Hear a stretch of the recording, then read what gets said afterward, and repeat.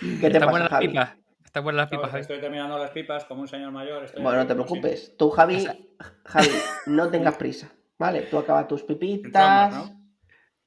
Ah, son pipas son de las que tienen pica pica así picante o no. Las Tijuana Estoy estas. seguro que a la gran mayoría de nuestro público, Javi, se le está cayendo un mito. Saber que don Javier Recuenco come pipas.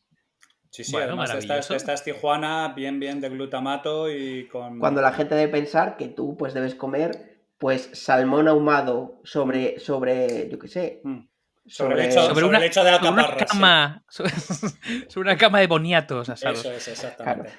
Y quinoa Sashimi... recogida única y exclusivamente por infantes en el delta del Mekong con las nalgas. Sí, justo, yo soy yo. Claramente. Sashimi de canapé de culo de mosca y Eso, cosas así, ¿no? Exactamente. Pero si tú lo has dicho, tío, si este es un podcast de... Somos un podcast de grasa trans y de ultraprocesados. Es todo... Total. De hecho, es más, si tienes una marca de grasas trans y de ultraprocesados, patrocínanos. No, por Dios, no alimentes al monstruo, no, por Dios. ¡Elemental!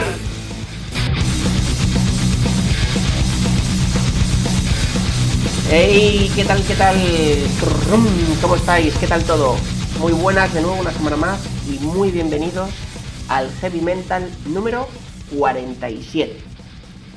Bueno, don Javier, don David, ¿qué tal? ¿Cómo estáis? Muy bien. ¿Qué tal, Mike? ¿Cómo estás? ¿Qué tal, Dave? Muy bien, deseando abordar este tema tan apasionante. Decidme la verdad. Decidme la verdad. Estáis encantados de que sea lunes, porque a mí me pasa igual. Digo, ay, es lunes. Bueno, pero luego tengo mi capitulito de Heavy Mental y la semana se me pasa un poco mejor. No, eso salva el lunes, ¿eh? Salva es completamente cierto. Esto borra por completo todo lo que llevamos desde las 7 de la mañana sufriendo. Esto hace equilibrio absoluto y completo. Joder, ¿cómo aguantas, Javi? Desde las 7 de la mañana, ahora mismo son las 11:03. Exactamente. ¿Cómo aguantas, ¿Cómo aguantas? Ya tengo la próstata que ya no doy más de mí. Es una cosa absolutamente espectacular. Javi, detalles innecesarios, por favor. Bueno, no, pero el público debe saber que uno ya tiene una edad y que ya está... Lo sabe. El público lo sabe. A pesar de que parece que las eras glaciares no pasan por mí, pero sí, uno tiene sus limitaciones, estas cosas. Bueno, hoy vamos a hablar de... Capítulo 047. ¿Es la monarquía española una mala película de serie B? Desde aquí queremos saludar a Villarejo. ¡Hola, comisario! ¿Cómo está? Ya puede empezar a grabar, que la chicha empieza ahora. Venga, vamos con todo. Desde aquí queremos dar las gracias a la gente del CNI que estará escuchando este capítulo en su casa. El agente Romerales, que está de guardia los lunes. ¿Qué tal la gente? ¿Cómo estamos? ¿Qué tal la mujer? ¿Bien? No, la hija ha terminado aprobando cuarto de la ESO. Muy bien. Fuera de coña, yo imagino que habrá alguna empresa que para el Estado o para la monarquía o para la Casa Real haga algún tipo de clipping digital, casi seguro, de todo lo que sale todos los días. Pero amenazas y tal, seguro. De nosotros no. O sea, de hecho es más, desde aquí lo decimos. Rey, Majestad Felipe, si quiere usted por primera vez participar en un podcast, le invitamos. Prometemos que ese día Javi va a estar más callado de lo habitual. No va a decir, no va a inventar en ningún momento sonda anal, no lo va a decir. No lo va a decir. Es más. Rey Juan Carlos, si usted quiere, antes de morirse, participar en un podcast, no ese falso que le han hecho en Spotify, sino uno de verdad, dando su opinión de las cosas, hablando en plata de lo que le salga de ahí. Eso es. Tiene su espacio aquí. Y a nosotros, es más. No nos importa si entra desde Subidubi, como dice mi madre. A mí me da igual. Pero es más. Si usted quiere hablar, y no quiere hablar de eso, sino como los Line Mental hablar, pues no sé, del apareamiento del elefante, que a usted le interesa mucho, o de la situación del cuerno de África respecto al rinoceronte blanco y por qué los cazadores, tal, o usted quiere hablar de toros con don Javier, que es un gran experto en toros usted, pues también... O de Viagra con cualquiera del resto de Heavy Mental, no hay ningún problema. Efectivamente. Yo creo que este va a ser nuestro último capítulo. Antes de que El histórico capítulo 47, que nunca fue emitido. porque entraron la gente del CNI patada en ristre. Peor que los Illuminati. Exactamente. Sí, tú eres de los Illuminati el casi capítulo de los Illuminati, mucha casi gente no es un deliter, o sea que... ¿No os acordáis que el capítulo de los Illuminati, que debió ser como el 15 o algo así, yo gasté una broma y es que en los comentarios del capítulo, para que luego la gente vea las notas y tal, puse que los Illuminati habían borrado el comentario. Pues aquí voy a hacer lo mismo, voy a poner el CNI no permita que lees esto o algo así, ¿te imaginas? Perfecto. Bueno, entonces, vamos a empezar por el primer... El capítulo 5, tío, fue el de los Illuminati. Bueno. El capítulo 5, tío, ya llovió. Y llevamos 47 más 24 light, 71, más alguno especial, llevamos 75 capítulos. Toma ya. Y todavía Javi me parece majo. Sí. Ya son 74 capítulos más de los que teníamos previsto. La relación ha ido a mejor. Exactamente. No hemos hecho sino profundizar en nuestra fraternal amistad masculina. Ahora nos conocemos mejor. Eso es. Hemos yacido juntos. Hemos dormido en la misma habitación. Efectivamente. Sí, de hecho, sí. No, te vimos escribir un hilo turras de Twitter. Bueno. Eso es cierto. Dictarlo. Que es uno de tus grandes secretos. Que no los escriben, los dictas. Que yo siempre, cada vez que te debí ese día, digo, y luego el hijo puta, ¿cómo pone las imágenes y los links? Porque claro, eso dictar no puedes dictar una imagen.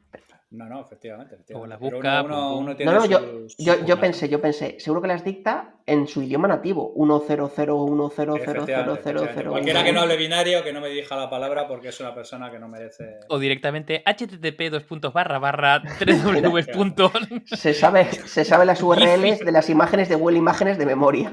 Efectivamente. ¿Cómo se llama esto del sitio? De Giphy y todo esto, sí, lo tengo yo. Y Tenor lo tengo ya completamente pateado, no hay ningún problema.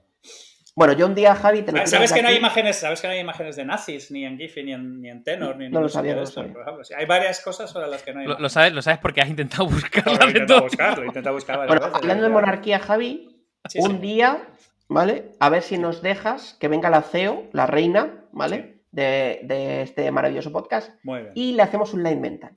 Y hablamos de un tema que a la CEO le interese. Muy bien.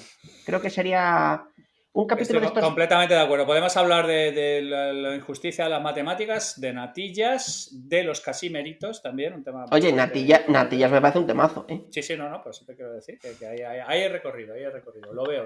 No, el típico capítulo esto como los programas de tele que hacen un capítulo infantil en Navidad. Para que todos los niños lo vean. Claro que sí, me parece la idea fenomenal. Le llamamos ponemos espumillón y bolas y cosas por el y en vez de Cortilandia, Heavy Mentallandia o algo así. ¿no? Heavy Mentallandia, efectivamente. Me parece buena idea. Bueno, Javi, entonces, monarquía española. No sé si quieres, tú que conoces un poco cuándo empezó todo esto con los Reyes Católicos. No, hombre, y antes, lo viviste antes, con los godos y los visigodos, no sé si quieres contarnos un poco los orígenes de la monarquía española, ¿no? Antes de llegar al contexto del contubernio, ¿cómo empezó la monarquía española y por qué estamos ahora donde estamos? Es que eso son dos preguntas tensas, pero bueno. No, por eso digo, vamos a empezar primero con ¿de dónde viene? Pues hombre, había varios reinos, ¿vale? En el 15 había varios reinos y eran generalmente los reinos que ya se habían constituido como autónomos porque habían echado a los musulmanes, ¿no? Ahí hostia, Castilla. Como autónomos pagaban de impuestos la hostia, ¿no? Efectivamente, y además no vivían nada y trabajaban hasta el día 20 de cada mes para Hacienda. Ahí estaba Castilla, ahí estaba Aragón, ahí estaba Navarra y estaba Portugal, por ejemplo. Entonces, digamos que de alguna manera, después de la descarbonización musulmana que sufrió la península durante, porque además eso fue casi de 800 años, la reconquista, pues se fueron formando reinos, ¿vale? ¿Fue desde el 792, Javi? Sí, aproximadamente desde que empieza el tema en Asturias y según vamos bajando, porque claro, ahí es donde hubo el periodo máximo de expansión de los reinos árabes, que digamos que el único sitio donde no pudieron llegar bien fueron Asturias, porque aparte de que los asturianos son bastante duros de pelar, aquello estaba rodeado de montañas y no era un tema fácilmente accesible y no era un sitio así como que ellos que venían de los desiertos estuvieran cómodos con el entorno. Entonces ahí, digamos, de alguna manera la orografía nos ayudó a poder mantener el asunto. Pero si podemos fijar una fecha más o menos de cuando la monarquía empieza a ser algo realmente... Podemos hablar de monarquía española, ¿no? O monarquía hispana. es el matrimonio de los reyes católicos, ¿no? De Fernando de Aragón y de Isabel de Castilla. Entonces ahí se unen dinásticamente dos de las grandes coronas, las coronas más Familias, ¿no? poderosas, exactamente, las de Aragón y de la Castilla. Y a partir de ahí ya pues abordan los grandes temas que quedaban, que eran la expulsión de los musulmanes de los últimos reinos que había, que eran los nazaríes que estaban en Granada, y conquistar Navarra también, anexionar todo, y al mismo tiempo, digamos que de alguna manera coincide esa unión de las dos grandes casas con el hecho de en 1492 se produce la toma de Granada y al mismo tiempo el descubrimiento de América. Y entonces a partir de ahí es cuando podemos, digamos, de alguna manera decir que arranca las casas dinásticas españolas y, digamos, la monarquía española casi como la entendemos ahora mismo. De hecho, es muy curioso porque previo un poco a la gestión de los reyes Isabel y Fernando, la monarquía posterior, ¿no? Ya como reino de España, como quieras llamar, en España ya había una tradición de reyes que eran los godos / visigodos. Es decir, con la caída de Roma se dio una situación como de vacío, ¿no? De vacío de poder o de vacío de... Sí, de poder o de gestión. Bueno, de hecho, Roma se parte en el Imperio de Oriente, el Imperio de Occidente. El de Occidente cae rápidamente alrededor del 400 y pico. El Sí, sí. de Y hay como 3 ciclos, ¿no? Eso es. Del 400 y algo al 700 y mucho, que es cuando empieza un poco pues el imperio a reconquistar España, ¿no? Digámoslo así, a ir bajando, ¿no? De Asturias para abajo, donde los reyes godos, en unión con la Iglesia Católica, que en aquel momento pues empezó a hacer fuerte, ¿no? La que empezó como a empujar, por llamarlo de alguna manera, a los imperios musulmanes hacia abajo en España, ¿no? Geográficamente me refiero, ¿no? Geográficamente hacia abajo y como a esa reconquista de 7 siglos, o de, sí, 7 siglos, que fue luego la que se fraguó con la constitución del reino, ¿no? De la Claro, boda. tú ten en cuenta que en realidad las casas reales son un invento filipino. O sea, quiero decir, la monarquía al final del día no deja de ser una curiosa narrativa.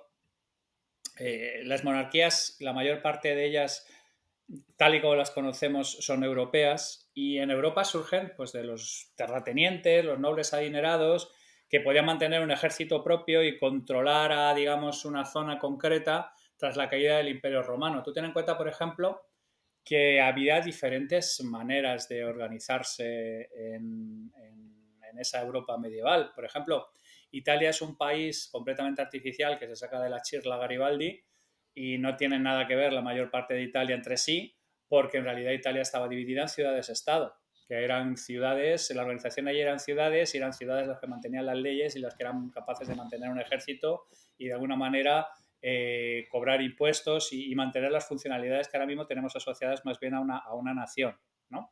Entonces lo que pasa es que ocurre aquella cosa tan graciosa de que cuando uno toma el poder, pues da la casualidad de que luego llega a la conclusión de que está allí por providencia divina, y entonces básicamente resulta que ese derecho se hereda para sus sucesores, etcétera, etcétera, etcétera. Entonces, digamos que de alguna manera la monarquía al final del día es una mecánica de gobierno y de organización que tuvo su sentido en un momento dado porque servía a un propósito específico en un momento dado, ¿vale? O sea que no, digamos que si no hubiera tenido sentido dentro del contexto temporal en el que vivió, no hubiera sobrevivido como tantas y tantas organizaciones. Y de manera natural, nos guste o no nos guste, normalmente nosotros que somos animales sociales nos terminamos agrupando en colectivos que requieren de algún modo de guía, liderazgo o lo llamemos como queramos.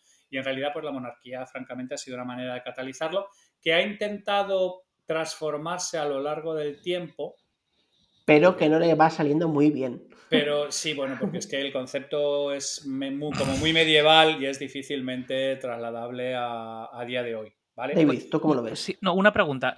¿Cuándo surge entonces? Porque claro, si el origen es básicamente ese, el de los terratenientes, y ¿no? Que de alguna forma pues tienes tu ejército, pues te puedes defender, tienes un territorio, lo dominas, no sé cuánto. Luego entiendo que hay como diferentes, ¿no?, fórmulas, alianzas, matrimonios de conveniencia. ¿Cuándo surge la narrativa, vamos a decir, divina de que Dios concede, ¿no?, Claro. ese Es que, Bueno, fíjate, porque puesto, aquí hay un poder? acuerdo, o sea, es decir, porque esto viene también de la parte de la comunión, nunca mejor dicho, de la Iglesia con el Estado en España.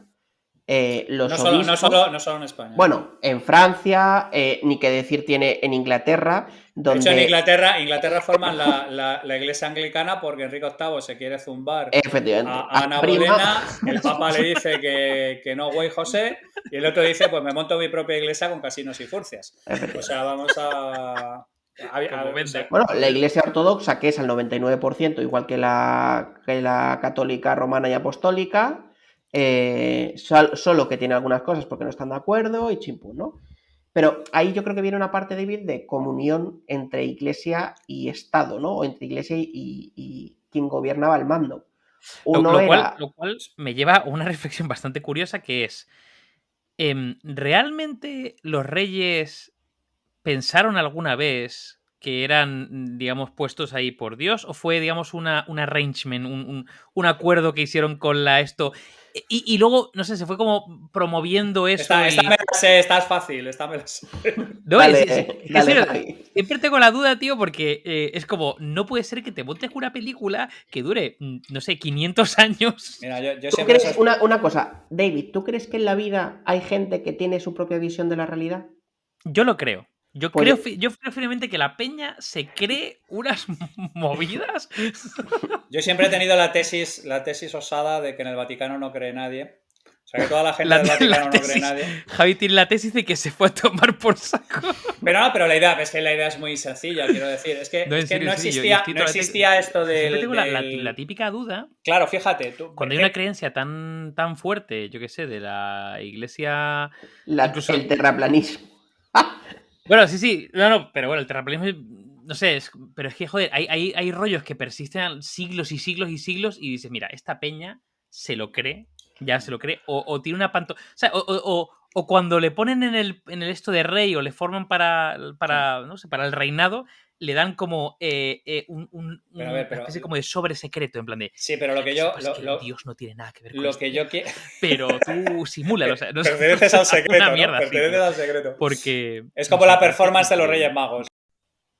Claro, porque aquí otro temazo muy relacionado con esto y megatocho es toda la influencia del Vaticano también en la monarquía española durante mogollón de siglos y de años y tal. Bueno, en todas las monarquías europeas.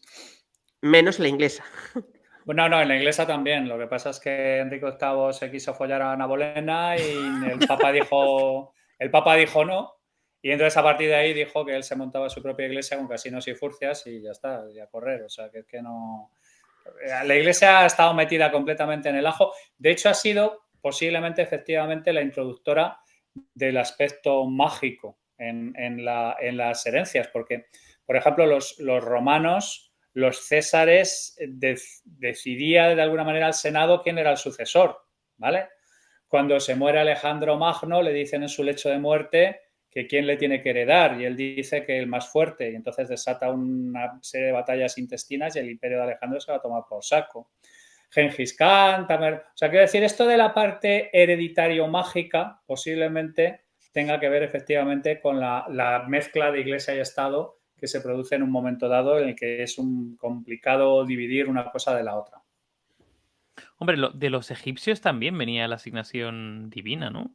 Es decir, que venía de mucho eran antes. reencarnaciones y todo eso, pero no había esta, digamos, no eran reyes, los egipcios no se consideraban reyes, se consideraban faraones y encarnaciones del dios Amón. O sea, quiero decir que en realidad es una mecánica muy humana, esto de intentar pervivir tu dinastía genética dentro del poder, ¿vale? Luego ya que el tema funcionara o no funcionara, pues supongo que dependerá de cada época funcionó una narrativa mágica.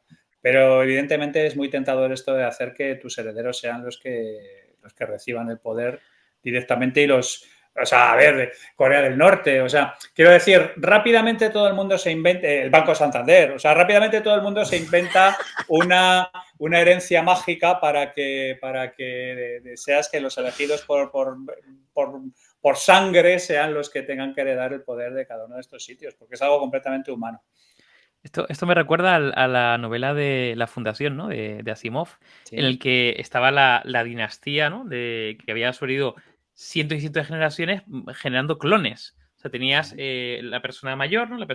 Eran 3 clones que convivían en el tiempo con diferentes edades. Uno muy joven, otro como una edad adulta y otro ya mayor, ¿no? Entonces, cuando fallecía uno, digamos, se activaba el clon pequeñito y iban como creciendo y siempre había pervivían en el tiempo gracias a yo eso. creo que la trascendencia genética es una de las cosas que más tenemos metidas dentro de nuestro ser humano, y lo acompañamos de narrativas mágicas, porque si tú eres un león, a ti te da exactamente igual que sea tu hijo el heredero, o sea, el heredero.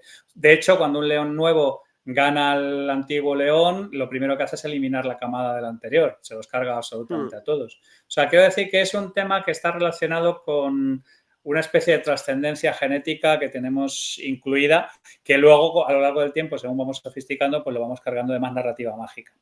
Mira, vamos a ir por un tema un poco más peliagudo, ¿vale?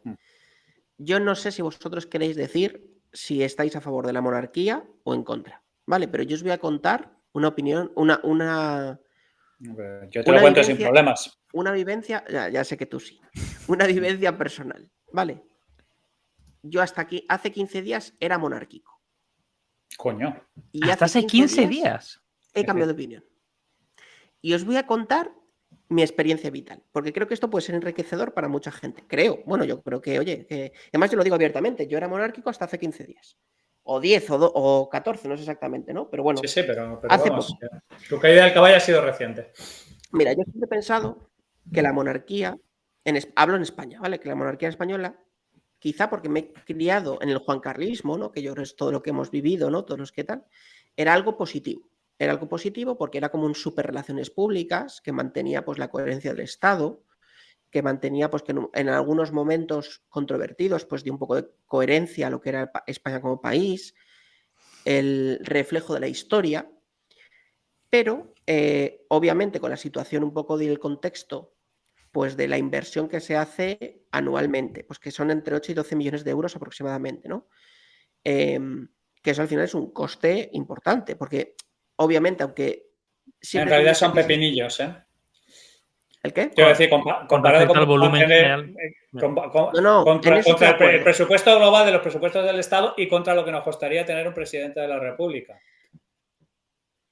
Ahí no lo sé porque no lo sé. Vale, no soy experto en presupuestos presidenciales, pero os comparto la reflexión que me hizo cambiar de opinión. Y luego me decís vosotros cómo la veis, ¿vale? Porque lo que os digo, a mí me ha hecho cambiar de opinión. No sé si me considero republicano, lo que sí sé es que ya no soy monárquico. Y os lo digo como lo siento, ¿vale? La reflexión fue de la siguiente manera. Es de una persona española, que no voy a decir quién, ¿vale? Es conocido, es un humorista, actor, periodista y tal, ¿vale? Que dijo, yo no creo en la monarquía, porque yo creo en que España debe ser una democracia. Yo creo en las democracias y creo en las democracias avanzadas. En las democracias, todo el mundo debe ser igual ante la ley y ante el resto de ciudadanos. Y no creo en la monarquía porque el mayor representante de la propia democracia es una persona que no se rige bajo las mismas leyes que el resto de ciudadanos. Con lo cual, el mayor riesgo de la democracia es el propio líder del Estado, porque él mismo puede hacer lo que quiera y no se rige por la misma normativa que los demás. Es decir, hay un sesgo entre lo que puede hacer un jefe del Estado y lo que puede hacer cualquiera. Esa misma persona es la que representa ese valor de la democracia. Con lo cual, si esa propia persona ya no representa la norma, es muy difícil que la democracia sea una democracia válida. Esto, claro, lo digo, claro, él lo defiende así conceptualmente, con un discurso muy bueno, pero a mí cuando yo lo escuché en un vídeo, me hizo clic, porque conceptualmente a mí me encaja. Es decir, independientemente de quién sea la persona, por eso no quiero sesgar en base a quién sea la persona, porque luego si queréis al final digo quién es la persona, ¿vale? Porque vais a flipar, pero a mí lo que me interesa es el trasfondo. Y el trasfondo, estoy de acuerdo. Es decir, lo que dice, creo en ello. O sea, creo que es un poco jodido que la persona que representa la democracia sea la persona menos democrática del Estado. O que se rige por las leyes menos democráticas del Estado, ¿no? Entonces, viendo desde esa perspectiva, me parece un argumento, bueno, no solo me hizo reflexionar, ha hecho cambiar mi opinión sobre la monarquía. Entonces, no sé qué os parece, a lo mejor os parece un argumento muy banal, pero a mí por lo menos me hizo clic. No sé cómo lo veis vosotros. No, está bien tirado. O sea, yo lo digo abiertamente, yo no creo en la monarquía, pero o sea, me parece bien los argumentos racionales, me parece muy interesante lo que acabas de decir, Mike, pero yo no creo en la monarquía principalmente porque no creo en la selección divina de una persona que durante generación o por su sangre tenga que ocupar un puesto. Es decir, eso me parece como obsoleto, me parece, como dijo antes Javi, medieval. O sea, es un rollo muy medieval y estamos en otra película radicalmente diferente. Entonces, por eso yo nunca, no creo en la monarquía. Me parece que sí se sigue manteniendo como una figura como obsoleta, es decir, como algo que debería no estar ahí, pero sigue estando ahí porque hay una serie de fuerzas que siguen tirando y una serie de inercias, ¿no? Y una serie de protocolos y demás, pero no. Si nosotros eligiésemos al rey, que entiendo que sería como elegir al presidente de la República, sería diferente. Sería diferente, pero a mí lo que me choca frontalmente es la no elección, sino la imposición basada en, creo que, premisas falsas. Bueno, en la línea de sangre. La realidad es que a día de hoy en España, Línea de al menos en sangre. España, es la Sí, línea de sí. sangre. Línea de sangre, como acabamos de argumentar, es también un constructo ficticio de una época de hace 700 años o 1000 años, donde se dieron una serie de circunstancias y había una serie de personas posicionadas ahí. Entonces, bueno. ¿Tú, Javi, cómo lo ves? ¿Qué reflexión A ver, sacas de lo que he comentado yo y qué reflexión sacas en general? Yo he recorrido un largo camino para para terminar siendo un ardoroso defensor de la monarquía, pero por unas circunstancias muy específicas. ¿Vale? Este recorrido me va a sonar como al mismo de los toros, ¿eh? Me va a sonar el capítulo de los toros. Es bastante probable. Tiene un recorrido. Es bastante probable. Es la hostia, porque de los tres el facha soy yo y luego realmente en la práctica el puto facha es Javi, joder. Sí. Además me lo dicen mucho los trolls, que yo soy en el fondo soy un fascista y un auténtico... Y un explotador. Un explotador y... empresario, lo tienes todo. No, pero me interesa... Facha, joder. Me interesa tu viaje. Me interesa tu viaje, vale, Javi. Mira, mi viaje empieza con un trabajo de bachillerato y un libro de Juan Balansó que se llama La familia real de España, que está en las notas, ¿vale? Y es el primer, pues estaría hablando del 86 o por ahí, ¿no? Lo tenían por ahí en mi casa, posiblemente sin abrir, porque la mitad de los libros en mi casa estaban sin abrir. Lo habría comprado porque lo habrían comprado de saldo y porque les gustaría la portada roja o por cualquier cosa por el estilo. ¿Los abrías tú? Sí, los abría yo. Prácticamente la inmensa mayoría de los libros en mi casa los he abierto yo. Y este era maravilloso porque te comentaba una historia. Claro, esta es una edición del 76 y es el primer libro en el que se relata abiertamente pues que la mitad de los Borbones han sido subnormales y puteros, que la mayor parte de los reyes de España han sido de vergüenza ajena, las coplas que le sacaban al marido de Isabel II porque le obligaron a casarse con un primo homosexual. O sea, este tipo de cosas que te hace ver que los reyes me rompen esa burbujita de Juan Carlos de colorines que estaba mencionando antes Mike, ¿no? Es el salvador de la patria y qué guapo es y qué elegante y qué bien habla y cómo pilota helicópteros y cosas por el estilo. Y te das cuenta al final del día que en la monarquía es un montón de gente como tú que se han montado una película circense, más o menos por aquel entonces yo ya me vuelvo completamente ateo, o sea, digamos que de alguna manera la caída del caballo de la iglesia y la monarquía es más o menos similar. Pero claro, te vas dando cuenta y va avanzando el tiempo y en el fondo yo pienso que la monarquía tal y como estaba efectivamente es absolutamente medieval y es una institución mal trasladada ahora. Pero claro, uno llega a un momento en el que se da cuenta de decir, oye, vamos a ver, mira, quieras tú que no, alguien nos tiene que representar de cara al exterior. Quieras tú que no, la monarquía española es una de las más antiguas del mundo, ¿vale? Si además el rey no se mete en berenjenas, porque es que, claro, cuando un ferviente argumento a favor de la monarquía es pensar que alguien como Pedro Sánchez puede llegar a ser presidente de la República. Que ahí sí ya directamente tú te piensas que pues te tiras por una ventana y esperas que un autobús te atropelle cuando toques el suelo. El 35% de nuestra audiencia acaba de dejar el podcast. Hasta luego, chicos. Iros a las del chicle, iros a las del chicle, que seguro que os tratan mucho mejor. O a cualquiera de Podimo, o a cualquiera de Prisa en general. Entonces el asunto... Javi va cerrando puertas. Vamos a ir cerrando puertas. Acabo de cerrar el 95% de podcast del top 100 de España que ya no me quieren invitar. Eso es. Vamos quemando puentes.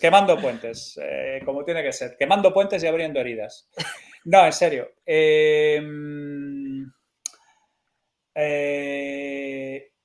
El único problema que tengo yo con la monarquía es que para esa labor de representación, que me parece bien y además es fascinante en cierta manera, y el halo de la monarquía española funciona, es que necesitas a alguien ejemplar, ¿vale?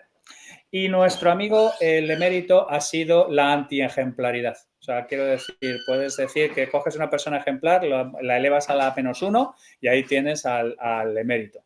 Con lo cual, evidentemente, el daño que le ha hecho a la monarquía ha sido brutal. No solamente él, porque él, como buen Borbón, es subnormal y lujurioso, porque es que tiene una larga tradición, que es un tema que viene de lejos, no es un tema que haya sabido él, sino que además ha impuesto una especie de ley rara en la cual pues cualquiera tenía perfectamente derecho a hacer dinero. Si vosotros habéis visto los reportajes sobre Iñaki Urdangarín, toda la gente que estuvo metida en todo este tipo de historias, veréis que es que realmente Urdangarín, que es un pobre descerebrado, le termina empujando a decir, oye, que es que te has casado con mi hija está acostumbrada a vivir en un palacio, a ver si te pones un poco las pilas, y el otro, como pinta de descubrir una nueva partícula subatómica no tenía, pues se dedica al mamoneo y al mangoneo, porque lo ve alrededor, ve que todo el mundo hace exactamente lo mismo, tráfico de influencias, etcétera, etcétera, etcétera.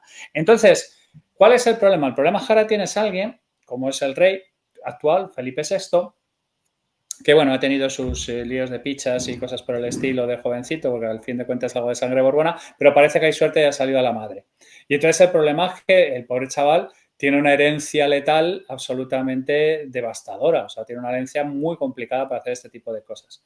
Y además, otro argumento que yo tengo generalmente para esto de la monarquía es quién está enfrente, ¿vale? Entonces hay un montón de gente que está completamente opuesta a la monarquía porque le interesa fundamentalmente desvertebrar por completo cualquier cosa que podamos tener en común los españoles. Y ante esa gente siempre voy a estar delante.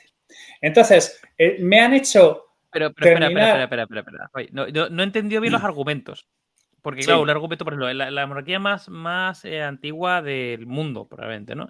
Claro, para mí eso no es un argumento. Es decir, hay instituciones, hay ritos, hay cosas que deben modernizarse, deben cambiar. O sea, no porque sea muy antiguo. Es decir, no es un argumento como para que. No soy, a ver si me entiendes. No soy Peñafiel, ¿vale? O sea, no soy un defensor acérrimo de la monarquía ni nada por el estilo. Y luego, claro, entra totalmente en la categoría de mal menor, ¿vale? Entra totalmente en la categoría de solo pensar en las alternativas, se me abren las carnes.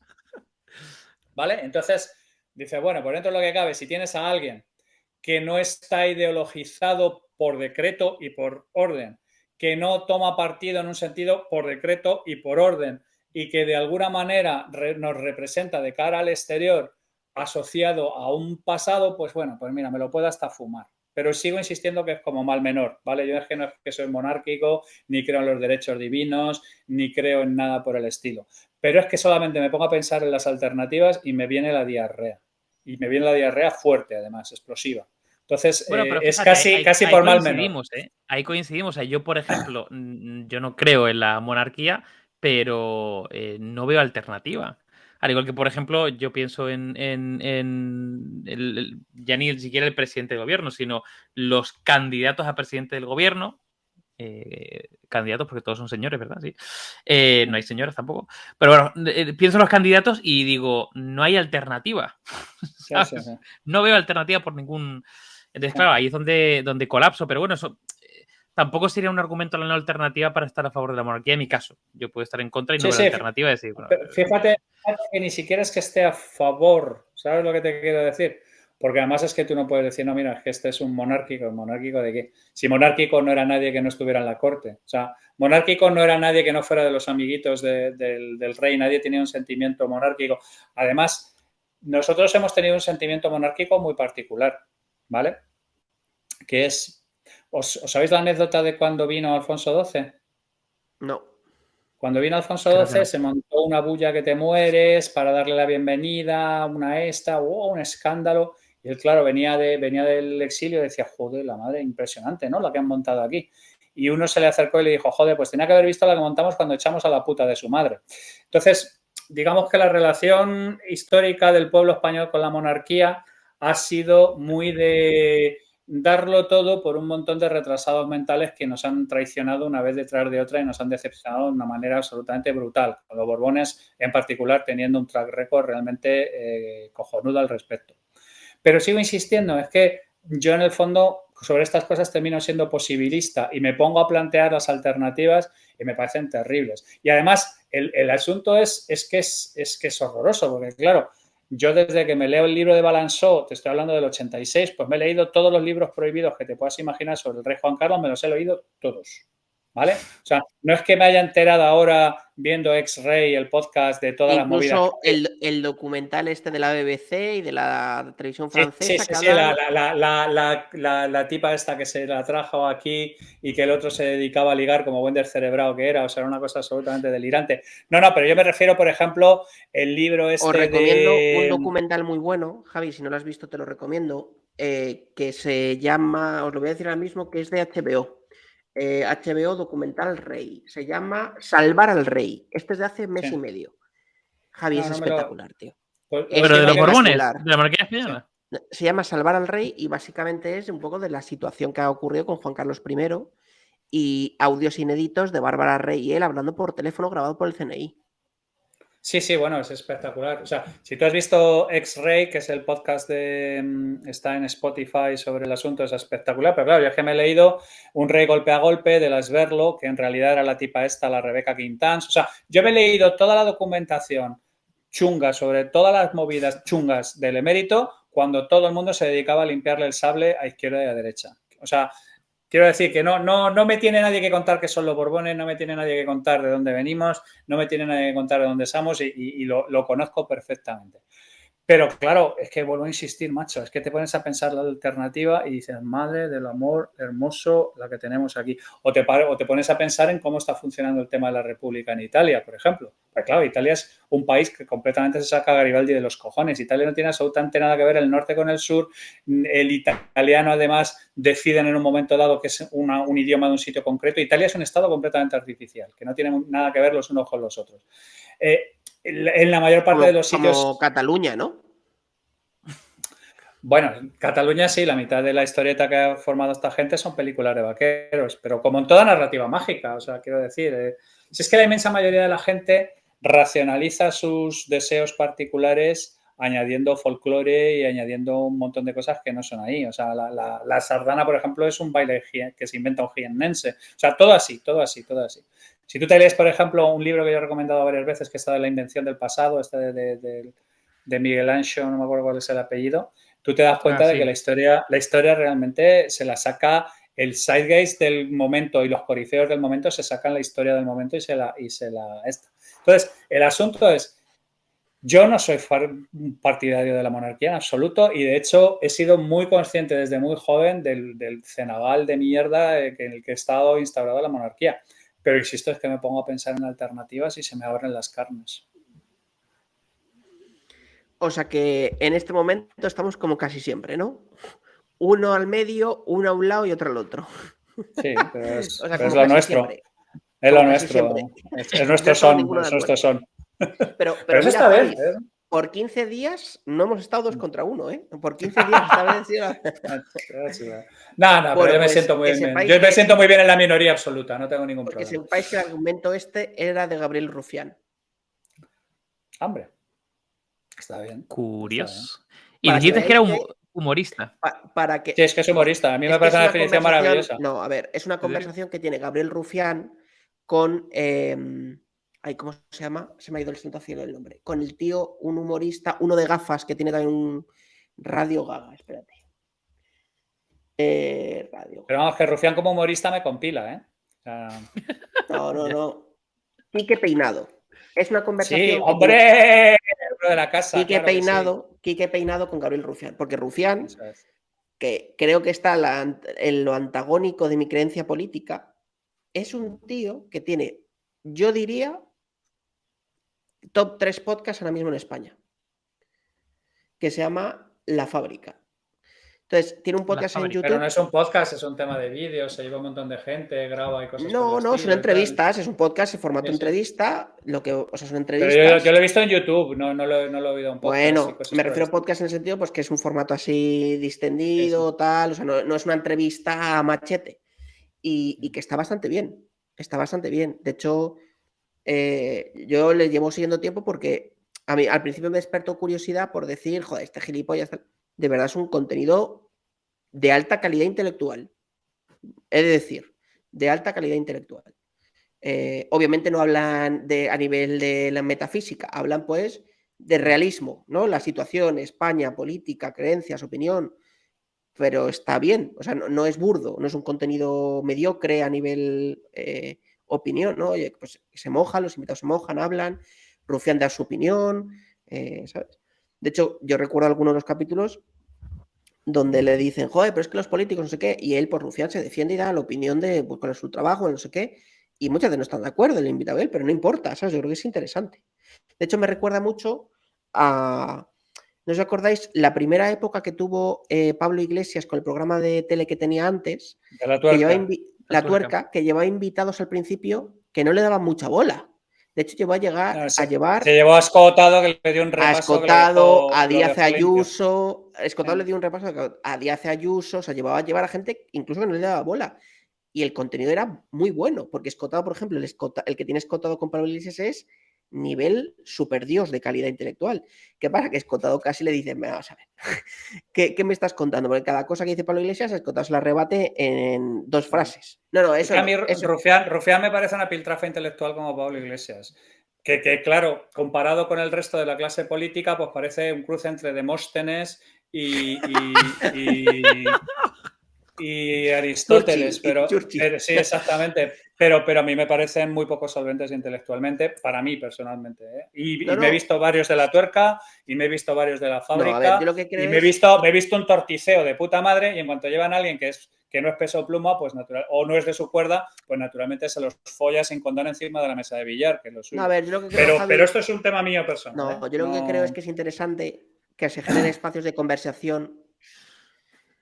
Completamente de acuerdo. O sea, creo que no militantes ni partisanos. Estoy completamente de acuerdo. Correcto. Y que aunque sean personas más o menos politizadas, que se mojen en los temitas, que se mojen, ¿sabes? Que toquen tierra. Y en eso, formatos como el de Rufián, mis dieces. Porque por lo menos el tío da la carita, ¿sabes? Intenta explicar. ¿Que no va a hablar sobre una teoría filosófica, no sé qué? Pues posiblemente no. Pero es realismo, ¿sabes? Habla del día a día, de las cosas, se moja y opina. Ya es un paso, ya es más cercano que la gran mayoría de gente, ¿no? Vale, entonces, para cerrar el tema de la monarquía, vosotros, último topic y pasamos a pelis de serie B. ¿Vosotros creéis, vamos a empezar por David, que la monarquía en España tiene los años contados? Yo diría que sí. Y es más, ¿tú crees que debería haber un referéndum?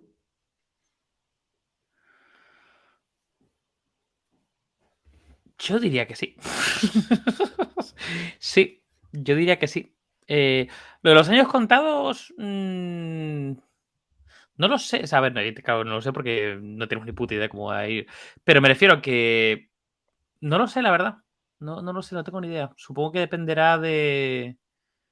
No sé, ahora, por ejemplo, con el tema de la extrema derecha, o sea, no sé si hay un punto también de tensión hacia el otro lado para mantener la monarquía, no lo sé. O sea, años contados yo creo que seguro que tiene. Lo que no sé si... No me aventuraría si son 5 o son 25, pero sí. Yo diría que sí. Tú, Javi, ¿cómo lo ves? Ya no es tu opinión, es qué sientes en la sociedad.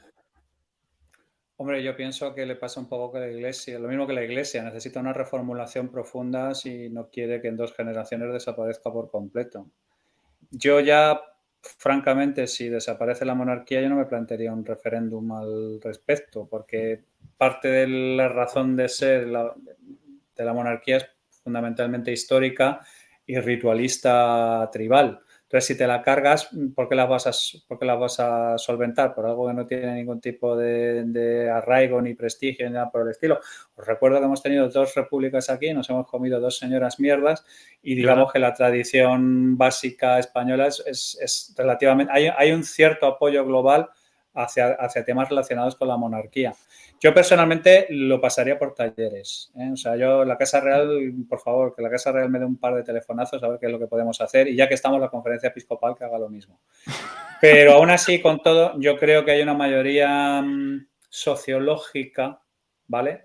Que posiblemente pudiera subirse al carro si, uno, el rey actual demuestra ejemplaridad de manera sostenida y, dos, son capaces de reformular la propuesta de manera que sea un poquito menos medieval y un poquito menos trasnochada. Ok. Bueno, pues ahora vamos a pasar al tema B, nunca mejor dicho, de hoy. A la cara B. A la cara B del podcast. Efectivamente. Que es las pelis de serie B. Entonces, vamos a levantar la mano lo primero. ¿Quién ha visto de los 3? Levantemos la mano, como en clase. Javi, hay que ser buen alumno. ¿Quién ha visto alguna peli de serie B en su vida? Entera. Infinitas, tío. Muy bien. No, yo infinitas no, pero vamos, yo he tenido mi tiempo de... Para Mira, los que nos veáis en audio. tú vas a Sitges y el 80% de las pelis que hay ahí son de serie B, o sea que... Son de serie Z, Las ¿no? veces que he ido al festival de Sitges, sí, pues es serie Z, efectivamente. Cogen todo el espectro. No, pero está muy bien, está muy bien. Fíjate que a mí una manera muy rápida de detectar un subnormal es cuando alguien intenta arrugar el morro cuando habla de los productos culturales o los subproductos culturales. O sea, a ver, ¿de qué me estás hablando, tío? Si yo he sido presidente del club de fans de Gigatron. O sea, Charlie, que es el cantante de Gigatron, había sido no sé si un actor dentro de una peli que era una peli terrible de serie Z, que era Karate a muerte en Torremolinos o algo así. O sea, quiero decir, hay un universo y un submundo ahí que no es mi especialidad porque no me dedico a ello, pero al que le tengo el máximo respeto. Y a la cultura pop hay que tenerle siempre respeto. De hecho, a ver, el cine B o las películas así de serie B, con el tiempo hay muchas que se han convertido de culto, literalmente. O sea, Hombre, Evil Dead, por ejemplo. Para quien no conozca serie B, quien no conozca qué es una peli de serie B, ¿no?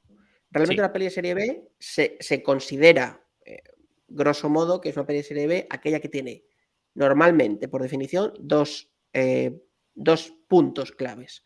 Bajo presupuesto y, por ende, o derivado o mix de lo anterior, poca inversión en marketing. Es decir, no es muy conocida o no tiene la capacidad de ser distribuida en el gran público, ¿no? Entonces, ¿qué pasa? Que, claro, hay un mix en donde hay muchas pelis de serie B que tampoco triunfan por la calidad o por el poco conocimiento, pero que sí que llega a un punto que hay algunas, como dices tú, David, ¿no? Que iteran y acaban teniendo pues versiones nuevas o que incluso se hacen de culto porque el boca a oreja se van a conocer y terminan teniendo pues mucho tirón, ¿no? Claro, de hecho, o sea, por ejemplo, como tú bien dices, Mike, o sea, poco presupuesto, no eran películas que llegaban a la gran Al pantalla, gran sino público, ¿no? claro, se distribuían por canales secundarios. Por ejemplo, la televisión históricamente ha sido gran productora o gran proyectadora de series B por todos lados. Incluso Las cuando... pelis de Antena 3 alemanas de los domingos por la tarde, que siempre es lo mismo, que un Que padre están mata a en su cualquier hijo. clínica de sueño que se precie, hay partidos del Atleti y pelis de Antena 3 del domingo. Un padre mata a su hijo, secuestra a la hermana, defenestra al padre un dedo y luego Exacto. mata a un policía con una persecución, y esas son todas las pelis de Antena 3. De hecho, la serie B, digamos que es como un rango, Sí, ¿sabes? Porque a enorme. partir de ahí, muy grande, porque a partir de ahí tenemos la serie C, el cine C, que es como la gama baja. Es decir, yo por ejemplo, hay productoras como, por ejemplo, Sci-Fi, o incluso los comienzos de HBO, que fueron literalmente serie C, que eran películas y algunas series de relleno. O sea, tenemos que meter programación a la peña para que se quede delante de la tele, vamos a meterle... Y eran todos serie C por un tubo. Grabadas con un Nokia 3310 que no Sí, sí. tenía cámara y... Sí, sí. $200 de presupuesto y te devolvían cambio. Y a tomar por culo. Y de hecho, luego ha pasado por géneros, porque el primer género de serie B que hubo, yo creo que fue el western. Y luego el más famoso, que es el de los años 50-60, es el cine de terror. Y el cine de terror, el cine gore, pasó por la época de serie B, y por eso hay muchísimas películas de terror que, bueno, pues pasaron a bajísimo presupuesto, súper absurdo, los efectos especiales con mucho ingenio, pero que han envejecido muy mal, pero se han convertido en películas de culto. O sea, The Evil Dead, por ejemplo, es que es un clásico ejemplo. Ed O'Bannon, que luego fue el que hizo el guionista de Alien, tiene una peli de serie Z de ciencia ficción que el monstruo asesino es una pelota de playa. No lo sabía, tío. Pero así, con 2 cojonazos. De hecho, No. o sea, yo creo que es una de las pelis que fue a mí la que me inspiró a este capítulo, que así como más de culto de este tipo de pelis al principio, era Sharknado. Sharknado, que empezó tío, como una de las pelis serie B que decía David, de Sci-Fi, ¿no? Que fue la productora, o que ha sido la productora histórica. Claro, al final viene de una serie de videojuegos o de cómics o de movidas de, oye, pues tiburones que matan a gente y tal, y sacan el insight de tiburones que hacen movidas. Y hay alguna de estas de Sarnado, ¿no? De, pues no sé si ya es la 6, la 7, la 4, de cosas absurdas de tiburones que van en platillos volantes, tiburones que van en cometas, tiburones que van en tornados atacando a peña. O sea, ya es como rizar el rizo, eso sí, con muy poco presupuesto, ¿no? Y eso que Sarnado ya es del top, o sea, yo ya no sé ni la consideraría serie B. Pues ya aunque sea porque la gente ya se descojona, ya se emite incluso en muchas salas, ¿no? Pero... Claro, se ha convertido así como de culto. O sea, es como la típica peli mala que ves o la típica peli mala Mira, que te estaba mola. mirando, que es que no lo sabía, ¿eh? ¿Cuánto era el presupuesto de la primera Sarnado, ¿vale? La primera Sarnado es 2013. Era con actores incluidos, es decir, full equip, $2 millones. Bueno, pero con eso es una superproducción de Por serie eso Z, digo tío. que Eso ya es tampoco era pasta, tan poco, ¿eh? Sí, que tampoco era tan poco. Eso Claro, a es ver, una... también es verdad que las producciones grandes de Hollywood son la hostia, ¿no? Pero bueno. Pero No, sí, pero 2 a millones. ver, pero es que los que nos hemos criado viendo Giallo italiano o los que nos hemos criado viendo movidas chungas o Paul Nashi haciendo de La noche de Walpurgis con hombres lobo de peluche y cosas por el No, estilo, que vamos, eso eran con presupuestos absurdos. 2 millones de pavos, vamos, te ponen un hombre en la luna. Lo que pasa es que ¿sabes? eso ya ha pasado a los 2000, incluso a los 90. Por ejemplo, un director mitiquísimo, que ahora todo el mundo lo conoce, pero empezó en los 90 con cine gore de serie B, fue Peter Jackson. O sea, Sí, Peter Jackson claro. tiene Sí. la mítica película de Tu madre se ha comido a mi perro, que No, pero tenía una antes que no me acuerdo cómo se llamaba, que había, pues eso, se comía, había gaviotas asesinas y había una que se llamaba Caníbal, bueno, o la sea, de Tu tu madre se ha comido a mi madre se ha perro, comido a mi perro, ya es la tercera o la cuarta, ¿sabes? Sí, Antes sí, sí. tenía un par de atrocidades más guapas antes todavía.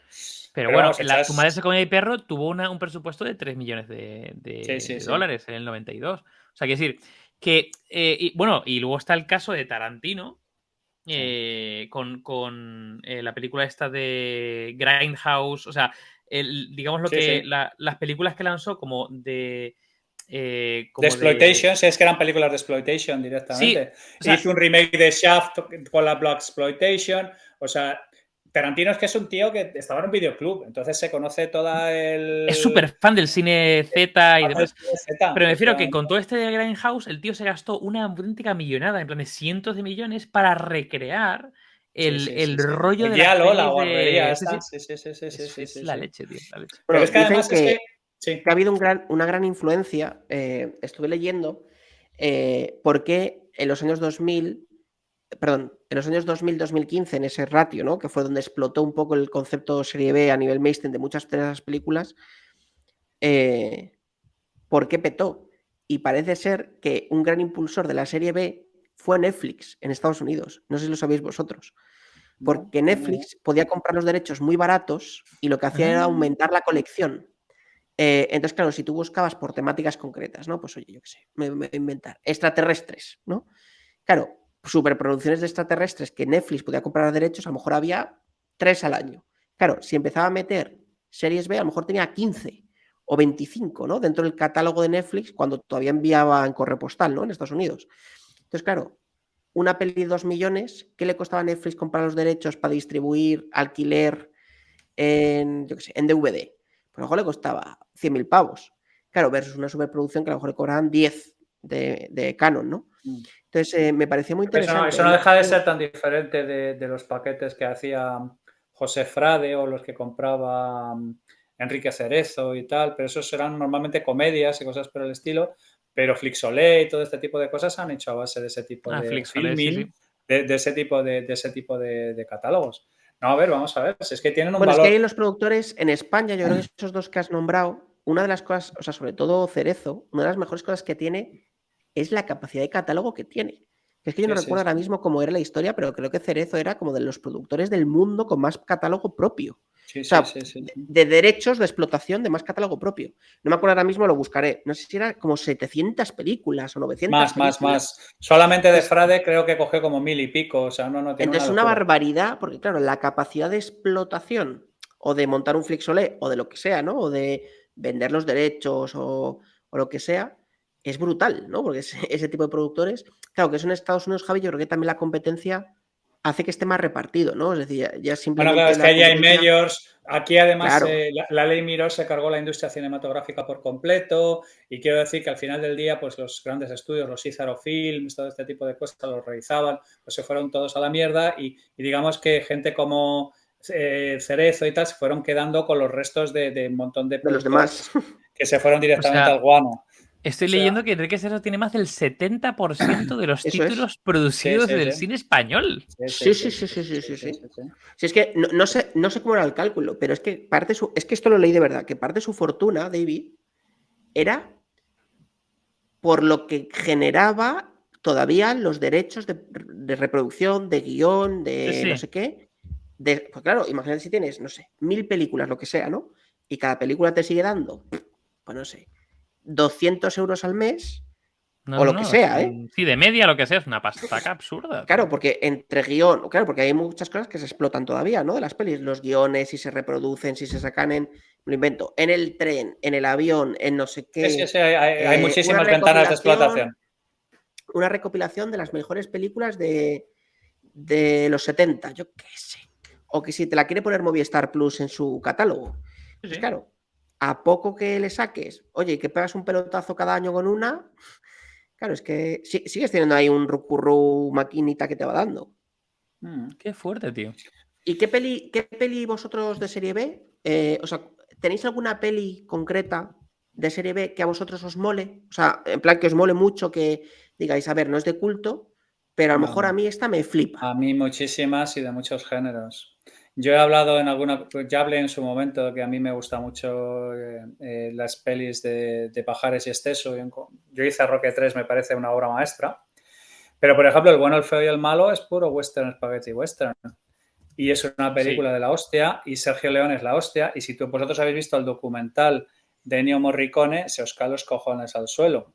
Y luego además dice que hay fans, pues eso, James Hetfield de Metallica, Bruce Springsteen, un montón de compositores diciendo que lo que hizo Morricone en los westerns era la misma hostia y que era la primera vez que alguien se compraba una banda sonora de una peli a través de este tipo de cosas. En terror, por ejemplo, muchísimas, porque yo he ido a Sitges. No he estado en Sitges, pero sí me he visto el programa de películas que venían de Sitges, que solo estaban aquí, y yo me he visto películas de terror a cañón. Baja a mi mujer le dan una ajena que no esto, y llevo 20 y tantos años que sin ver un carajo, pero a mí el terror me encantaba. No, es que a mí me gustan muchísimo la serie B, porque además es que son películas sin pretensiones normalmente.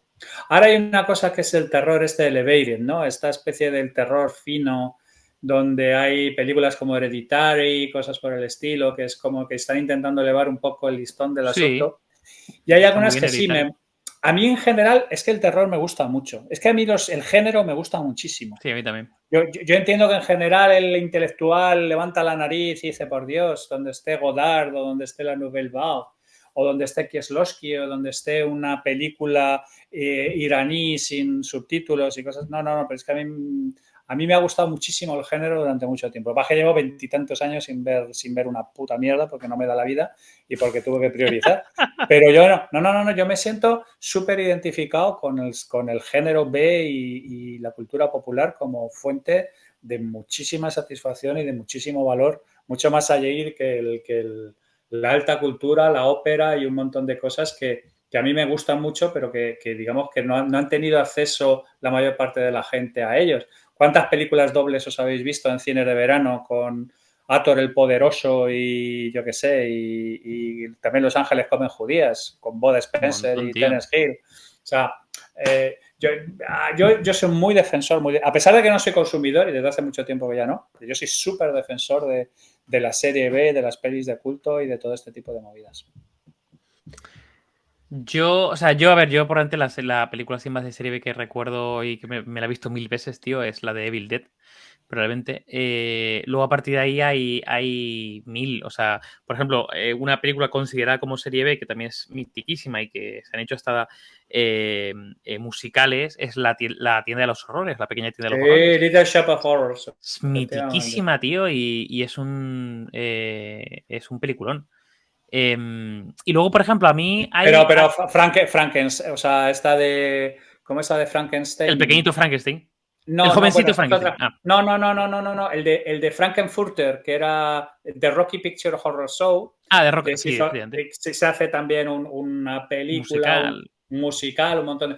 Heathers, por ejemplo, que es una película prácticamente desconocida, que le han hecho un musical hace poco de la hostia. No, de verdad que es que Stephen King, que yo me he leído todas hasta cierto punto, me las he leído. La mayor parte de películas de Stephen King podemos considerar perfectamente de serie B. Os voy a dar yo una que seguramente mucha gente incluso la conozca, de la gente que nos siga. Paranormal Activity. Sí, pero esa es una de estas de True... No, pero Paranormal Activity... No sabría decir si sería serie La primera se hizo con $15.000, tío. Sí. O el Blair Witch Project está hecho también. Es que estaba mirando porque no me acordaba cuál era el budget. El budget de Paranormal Activity son 15.000 pavos. ¿Qué pasa? Que luego petó a nivel de marketing y entonces Paramount pidió un remix de la edición porque lo había hecho todo un tío. El guión, el tío se llama Oren Peli. Qué cachondo es apellido Peli, ¿no? Sí, no. Entonces hizo todo, el guión, el rodaje, la postpro y la edición. Entonces, claro, luego lo que hizo fue coger la Paramount y gastó una pasta pues en cambiar algunas cositas. Bueno, que luego gastó una pasta, gastó 200.000 pavos, que tampoco creemos que... Sí. Bueno, pues con 215.000 total vendieron $200 millones. Sí. Sí, o sea, lo que pasa es que la serie B no solamente es el presupuesto, porque, por ejemplo, hay yo que sé, una película muy mítica que es La Huella, que es que son dos actores conversando. Claro, el presupuesto al final es muy bajito por la propia producción, pero de alguna forma la serie B tiene que tener ese rollo, no sé, un poquito gore, ¿no? Un poquito cutre. Dark. Sí. Cutre, ridículo. Es un poco, efectivamente, como que... Ese rollo Ed Wood, ese rollo... Es el rollo Ed Wood, efectivamente. Ese rollo así como casi intencionalmente mal hecho y poco profesional. Exacto. De hecho, hay directores contemporáneos, tipo Robert Rodríguez o incluso el propio Tarantino, que beben mucho de ese rollo, de rollo como... Bueno, Tarantino ya evidentemente las películas que tiene, pues no, pero las originales era ya ni siquiera bajo presupuesto, era un rollo así como medio cutrón que daban gracia a las pelis. Sí. Coño, pero es que eso ha pasado en todos los cines, además. O sea, tú tienes los cines de monstruos de la ¿cómo se llamaba la casa esta? donde estaba Godzilla, donde estaba Mothra, donde estaba todo este tipo de cosas. Había una casa japonesa legendaria. O sea, quiero decir que en diferentes culturas ha habido diferentes variedades de cine Z, ¿vale? Sí. Y eran cosas eso sin pretensiones, con pues eso, entretener a un montón de gente. El equivalente a las óperas bufas que se ven, por ejemplo, en Amadeus, ¿vale? Que él hace Don Giovanni para el emperador, todo esto y tal, y luego hay una versión bufa, que es donde está Schikaneder, que es el que le contrata para tocar la esta y para hacer otra serie de historias y tal. O sea, ha habido siempre como una versión popular del gran arte, ¿vale? Y ha sido consumida a gran escala y evidentemente pues hay un montón de basura ahí, pero también hay un montón de cosas muy valiosas y muy interesantes. Luego, tío, estoy recordando de películas de serie B que son tan malas, pero tan... O sea, porque yo qué sé, Evil Dead, pues oye, pues te hace gracia y tal. Pero es que son tan malas que dan la vuelta y se vuelven míticas y clásicas, ¿no? Como por ejemplo, probablemente una de las peores pelis que he visto en la historia, probablemente una de las pelis que peor puntuación tiene en todos sitios. El Núcleo. No, el núcleo. Esta es peor que el núcleo. Que se llama House of the Dead de V-Ball, que es que. O sea, V-Ball es Hostia, que. V-Ball ha triturado, tema que ha cogido, tema que ha destrozado. Él hizo la No, película de Doom, por ejemplo, y cosas por el estilo. Madre mía, qué atrocidad. No, pero la Troma, por ejemplo, la del Vengador Tóxico y todo este tipo de cosas, son auténticas atrocidades todas, pero macho, es que tienen un encanto pop y una simpatía que es maravilloso. Vamos, me parece, a mí me parece absolutamente genial. E insisto, cada cultura ha tenido sus historias, ha habido sus variaciones. Películas chungas de Kung Fu, películas chungas de Blaxploitation con Drácula Hombre, negro. es que las de chinos haciendo Kung Fu, esas son las mejores. No, pero ¿cómo es esta? Se llama American Ninja. Había uno que no me acuerdo cómo se llama, creo que era American Ninja, que era como, por amor de Dios, o sea, pero el Kung Fu ha tenido pelis de serie Z para parar un tren, tío. No, pero bueno, ¿tú has visto películas de Blaxploitation, por ejemplo? No. Películas clásicas, todo con actores de color. Entonces hay un Blácula, por ejemplo, o sea, todo ese nivel de... O estas típicas de el hombre lobo contra la momia pelean a muerte con King Kong, o sea, ese tipo de cosas que dices, pero vamos a ver, pero ¿quién se ha chutado de esta manera? O las películas de Russ Meyer, por ejemplo, con esas mujeres atómicas. No, es que hay de todo, macho. Es que una de las cosas mejores que tiene el cine B y el cine Z es que hay menú para todo el mundo, macho. O sea, hay cualquier locura que te puedas pensar, hay una peli de serie Z esperándote vamos, es una jodida maravilla. De hecho, hay películas que probablemente, o sea, solo han podido hacerse en serie Z porque nadie hubiera producido esa película en su sano juicio. Hay unas que son, yo, a ver, no es que sea fan de ellas, me hacen gracia por el propio concepto y lo que de alguna forma pretende, que es generarte una especie como de malestar constante, que son las del cien pies humano. Sí, no, creo que no me interesa saber eso que tiene. Pues tienen dos o tres partes. Hay dos o tres partes. Me cae un escalofrío de pensar esa mierda. La última del cien pies humano hay una escena con un niño que dices tú, pero por amor de Dios, ¿en qué mente enferma? Pero hay precedentes de esos en los italianos y en los documentales falsos, en Mondo Cane, en Holocausto Caníbal, en todo este tipo de cosas. Holocausto Caníbal, efectivamente. Claro, no, que son documentales falsos que intentan... Coño, es que hay público también para ir al cine. ¿A qué vais a vosotros al cine, macho? ¿O cuando ibais, ¿a qué vais? Yo voy. Yo sigo yendo mucho al cine. O sea, a ver, a mí es que lo decía Víctor en el Light Mental de hace 2 Light Mental. A mí me gusta la experiencia de ir al cine. Me gusta, o sea, y eso que yo tengo un proyector en casa y veo también pelis aquí en casa. Pero me gusta la experiencia y es cierto que, por ejemplo, cuando entras en el cine, tu foco está en la peli. Cuando estás en casa, a lo mejor estás viendo una peli, pero coges el móvil, no sé qué, te llaman, te levantas. Ahí tu foco está en la peli, tío. Entonces, yo voy al cine ahora mismo por 2 motivos. Uno, para ver una gran producción, o sea, una superproducción de estas de superhéroes y tal, que dices, ¿de la hostia? Me quedo así sentado y flipo en colores. O para ver alguna buena peli. O sea, pero ya, es decir, yo me trago mierdas en mi sofá. En el cine no. Es decir, yo voy sabiendo que voy a ver una peli de la hostia, o sea... Las pelis de cine arameo en subtituladas las ves en tu Sí, casa. de hecho, sí. No, pero el asunto es, yo cuando iba, que hace muchísimo tiempo ya que casi no voy, o me arrastra mi sobrino, me arrastra quien sea, pero no voy, yo no voy de motu propio nunca. Yo necesito que me cuenten algo, ahora mismo, pero en su momento yo lo que necesitaba es que me tuvieran entretenido un rato, macho. Y que te tenga entretenido puede ser, hay un montón de maneras de tenerte entretenido y de contarte una historia y en el fondo esto es lo que va, de contar historias y lo único que ocurre es que, bueno, con más presupuesto puedes hacer cosas más sofisticadas y más planteadas, pero hay gente que con muchísimo talento, macho, contando una historia, con 4 chavos te cuenta cosas muy interesantes. Entonces yo nunca he entendido esta especie de elitismo con respecto a la cultura popular que ha habido históricamente entre los popes de la cultura, porque a mí me parece que de la cultura popular han salido un montón de cosas súper interesantes y súper potentes. Bueno, chavales, pues si os parece vamos a ir a por la preguntilla final. Javi, Bueno, ¿es La dime. monarquía española una mala película de serie B? Ahora mismo sí. Bueno, Lamentablemente, aunque lo de bajo presupuesto... No, es Mira, bajo presupuesto. ¿Verdad? 8 millones de pavos es una puta mierda. O sea, mira lo que cuesta mantener una presidencia de la República, hacer cualquier cosa. Y además se han ido cortando historias. O sea, quiero decir que ahora yo creo, paradójicamente, están mínimos de popularidad, pero está ahora mismo en un grado de optimización y lo que debería ser bastante adecuado. Lo que pasa es que venimos de un tragafantas que ha sido un desastre absoluto. Me gustan tracafantas en vez de pagafantas. paga, traga, está bien, En correcto. vez de pagar traga, efectivamente. David. Pues yo estoy de acuerdo con Javi en este caso. O sea, yo creo que es una. Ya ni siquiera serie B, sino serie Z. Yo con el presupuesto no estoy tan. Pero bueno. Me parece una.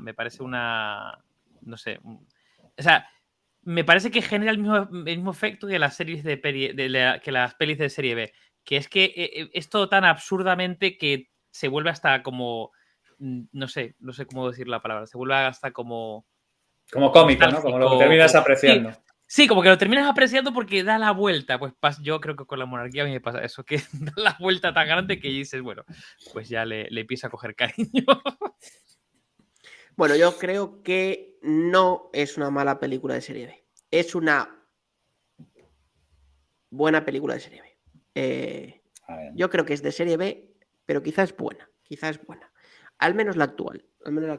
Bueno, no soy, he cambiado de opinión, pero yo sí creo que mi feeling, la persona, no la institución, estoy de acuerdo con Javi, tenemos una persona bastante más preparada de lo que era su padre y seguramente bastante más capaz en muchos temas.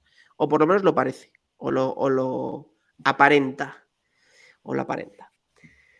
Bueno, chavales, pues nada, hasta aquí el capítulo de hoy. Gracias por habernos acompañado. Gracias, Dave. Gracias, Javi. Esperemos que no sea el último.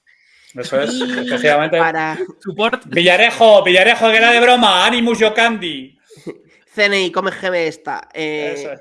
Y nada, para los que queráis, sepáis o podáis estar, estaremos en la Tarugo Conf el próximo sábado 22, aproximadamente a las 12 de la mañana. Estaremos desde un ratillo antes, pero por ahí, con un capítulo en directo. Empezamos nuestro Heavy Mental On Tour de la temporada 2022-2023 y esperamos daros más fechas muy pronto. Así que nada, un abrazo grande. Gracias, Javi. Gracias, David.